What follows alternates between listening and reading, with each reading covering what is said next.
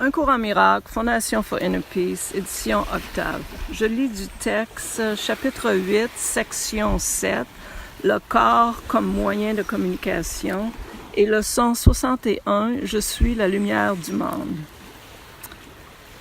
Section 7, le corps comme moyen de communication. L'attaque est toujours physique. Quand l'attaque entre dans ton esprit, sous quelque forme que ce soit, tu t'assimiles à un corps, puisque c'est ainsi que l'ego interprète le corps. Tu n'as pas besoin d'attaquer physiquement pour accepter cette interprétation. Tu l'acceptes par la simple croyance que l'attaque peut obtenir quelque chose que tu veux. Si tu ne croyais pas cela, l'idée de l'attaque n'aurait pas d'attrait pour toi. Quand tu t'assimiles à un corps, tu fais toujours l'expérience de la dépression. Quand un enfant de Dieu se voit lui-même de cette façon, il se rapetisse et voit ses frères pareillement rapetissés. Puisqu'il ne peut se trouver qu'en eux, il s'est coupé lui-même du salut. Rappelle-toi que le Saint-Esprit interprète le corps uniquement comme un moyen de communication, étant le lien de communication entre Dieu et ses fils séparés. Le Saint-Esprit interprète tout ce que tu as fait à la lumière de ce qu'il est. L'ego sépare par le corps. Le Saint-Esprit atteint les autres par lui. Tu ne perçois pas tes frères comme le Saint-Esprit les perçoit parce que tu ne considères pas les corps uniquement comme un moyen de joindre les esprits et de les unir aux tiens et aux miens. Cette interprétation du corps changera complètement ton esprit sur sa valeur. De lui-même, il n'en a aucune. Si tu utilises le corps pour l'attaque, il t'est nuisible. Si tu l'utilises uniquement pour atteindre l'esprit de ceux qui croient être des corps et pour leur enseigner par le corps qu'il n'en est rien, tu comprendras la puissance de l'esprit qui est en toi. Si tu utilises le corps pour cela et seulement pour cela, tu ne peux pas l'utiliser pour l'attaque. Au service de l'union, il devient une belle leçon de communication qui a de la valeur jusqu'à ce que la communion soit. C'est ainsi que Dieu rend illimité ce que tu as limité. Le Saint-Esprit ne voit pas le corps comme tu le vois, parce qu'il connaît que la seule réalité de toute chose est le service qu'elle rend à Dieu au nom de la fonction qu'il lui donne. La communication met fin à la séparation. L'attaque la favorise. Le corps est beau ou laid, paisible ou sauvage, peut aider ou nuire selon l'usage qu'on en fait. Et dans le corps d'un autre, tu verras l'usage que tu as fait du tien. Si le corps devient un moyen que tu donnes au Saint-Esprit pour qu'il l'utilise au nom de l'union de la fidélité, tu ne verras rien de physique autrement que tel que c'est. Utilise-le pour la vérité et tu le verras véritablement. Mais m'excuse-en et tu le comprendras mal parce que tu l'as déjà fait en m'excusant. Interprète quoi que ce soit à part du Saint-Esprit et tu t'en méfieras. Cela te mènera à la haine et à l'attaque et à la perte de paix. Or, toute perte vient uniquement de ta propre mécompréhension. Toute espèce de perte est impossible.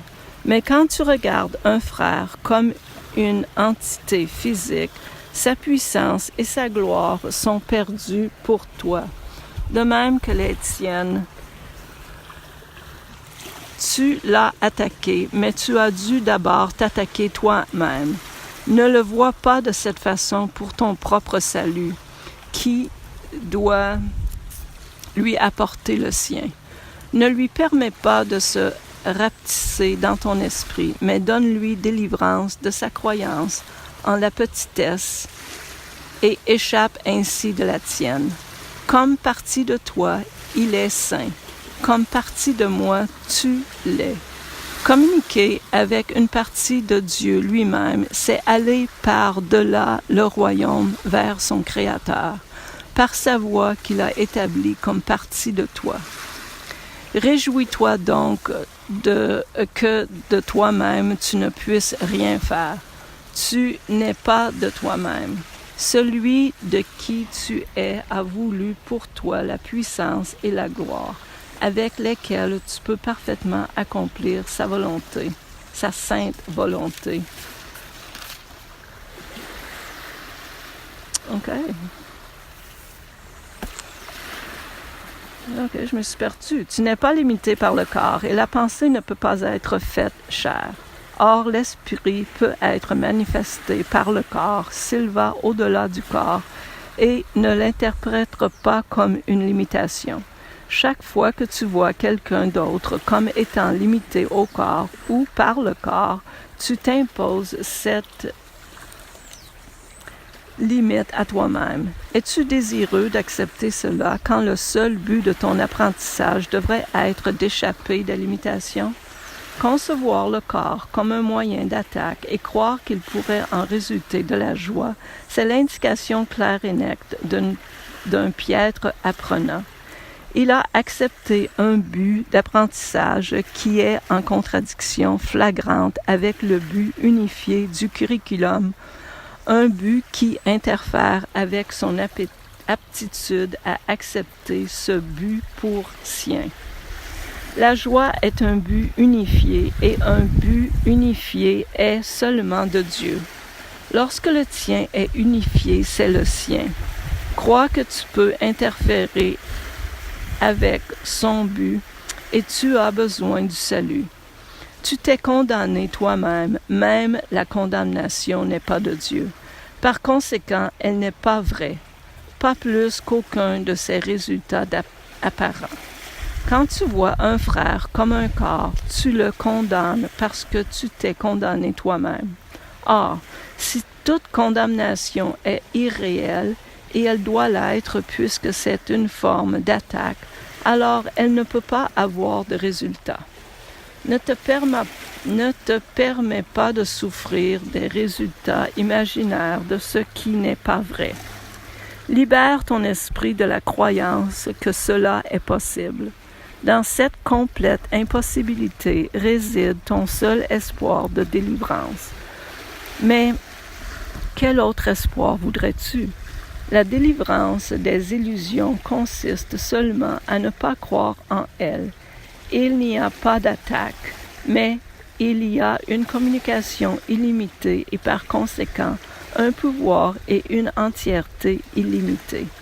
Le pouvoir de l'entièreté est l'extension. N'arrête pas ta pensée en ce monde et tu ouvriras ton esprit à la création en Dieu. Leçon 61. Je suis la lumière du monde. Qui est la lumière du monde, sinon le Fils de Dieu? Cela n'est donc qu'un simple énoncé à la vérité à ton sujet. C'est l'opposé d'un énoncé d'orgueil, d'arrogance ou de tromperie de soi.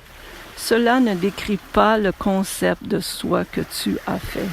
Cela ne s'applique à aucune des caractéristiques dont tu as doté tes idoles. Cela s'applique à toi tel que Dieu t'a créé. C'est un simple énoncé de la vérité.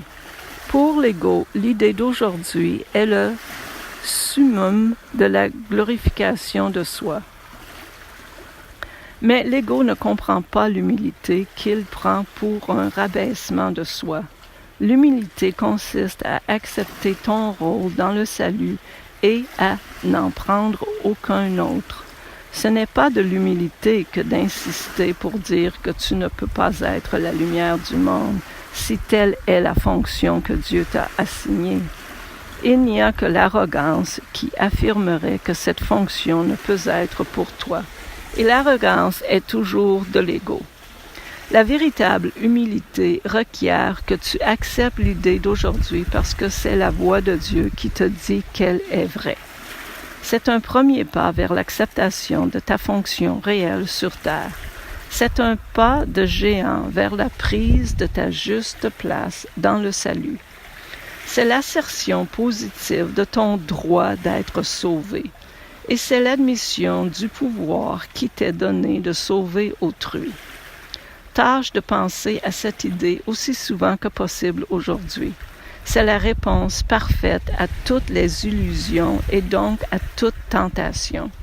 Elle porte à la vérité toutes les images que tu as faites sur toi-même et elle t'aide à partir en paix, débarrassé de ton fardeau et certain de ton but.